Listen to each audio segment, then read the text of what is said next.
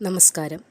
ഓരോ വർഷവും ഓരോ വ്യക്തികൾക്കും പുത്തൻ പ്രതീക്ഷകളാണ് നൽകുന്നത്.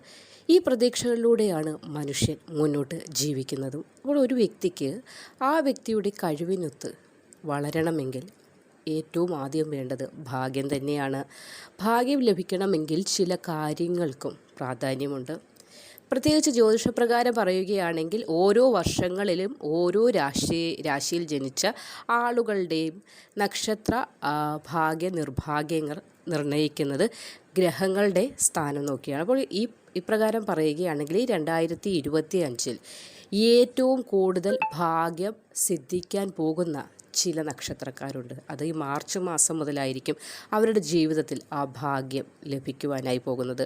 ഏതൊരു കാര്യവും ആഗ്രഹിച്ച രീതിയിൽ നേടിയെടുക്കാൻ സാധിക്കും. ആഗ്രഹിച്ച പോലെ ഒരു നിലയിലേക്ക് നിങ്ങൾക്ക് ഉയരുവാനും സാധിക്കും. പഠിച്ചിറങ്ങി നിൽക്കുന്ന വിദ്യാർത്ഥികളാണെങ്കിൽ ഉത്തമമായ ഒരു ജോലി സിദ്ധിച്ച് നേട്ടത്തിലേക്ക് മുന്നേറാൻ ഇവർക്ക് സാധിക്കും. അപ്പോൾ 2025 മാർച്ച് മാസത്തോടുകൂടി ആഗ്രഹ പൂർത്തീകരണത്തിനുള്ള ഭാഗ്യം തെളിയുന്ന നക്ഷത്രക്കാരിൽ ആദ്യത്തെ നക്ഷത്രം ഉത്രാടമാണ്.